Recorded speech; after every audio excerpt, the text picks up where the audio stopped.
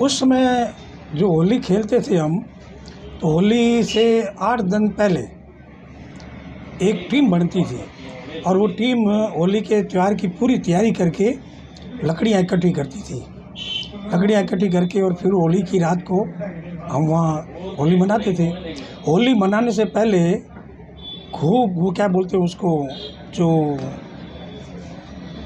गोट ऐसा बोलते हैं, बच्चों की घूंघट बोलते हैं, बच्चों को जो होते हैं छोटे छोटे बच्चे, उनकी वो घूंघट करती थी और बहुत बढ़िया ढंग से उनके वहाँ घर में जाते, वो घर से अपने आतर देते और हमको मिठाई खिलाते और कहते थे कि ये अपनी परंपरा जो है, अपना जो रीति रिवाज है, इसको हमको कभी भूलना नहीं चाहिए। तो उस दिन धूड़िये के दिन बड़ी मस्ती आती थी, होली खेलने का आनंद आता था, एक दूसरे पर रंग बिचौर करना, जो होली की राख थी उससे खेलना। और उस जवानी थी उस समय, और फिर उस समय कढ़ाइयाँ लगती थी, कढ़ाइयों में ज़बरदस्ती लोगों को ला के वहाँ खेलते थे और सारा का सारा पूरा का पूरा शरीर उसमें डाल देते थे और भिगो देते उसको। इस तरह से वो कढ़ाई का खेल भी हम खेलते थे।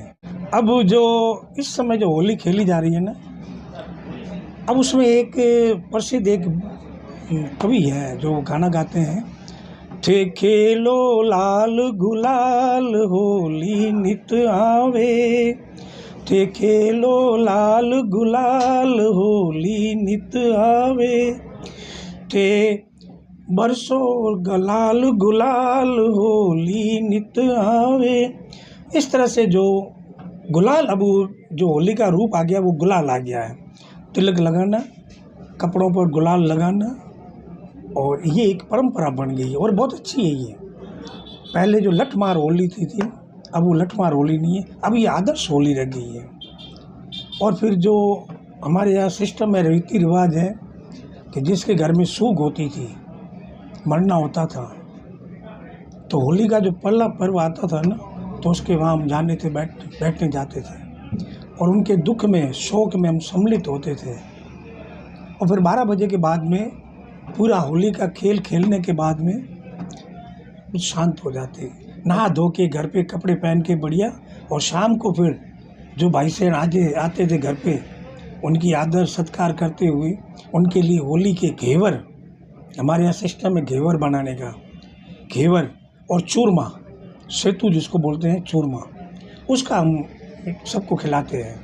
आजकल तो ये मिठाई आ गई कई प्रकार की, पहले रंग अलग था, मसाले अंदर रंगों के आते हैं। उस समय हमारे यहाँ घेवर और सेतु, और होली की रात को हम जो खेलते थे, और उसमें घरों में जो होली हम बनाते थे, एक तगारी लेते थे, तगारी में वो छेने डाल के, गाय का गोबर के छेने, वो पूरी तगारी भर जाती थी और उसको प्रज्वलित करते, उस छेनों को प्रज्वलित करते और उसमें एक आटे की गुड़िया बना के उसमें डोरी बांधते थे, रक्षा सेतु। अच्छा। और वो पूरी रात वहाँ पड़ी रहती, उसको कुछ नहीं होता, सुबह निकाल के उसका चूरमा बनाते थे।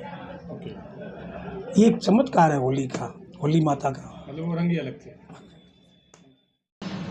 हम खत्री है और हमारा पुश्तैनी काम ही रंगत का ही है, तो रंगाई छपाई का हमारे घर में माहौल होता, तो हम लोग 365 दिन होली खेलते थे। लेकिन जब होली का त्यौहार आता तो त्यौहार के हिसाब से उसकी रौनक ही कुछ अलग होती थी। बेसिकली क्या है, हम लोग कम से कम 1 महीना पहले होली खेलना चालू कर देते थे।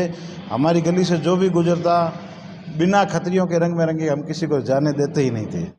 नहीं, सूखे और लूखे बरोबर ही है।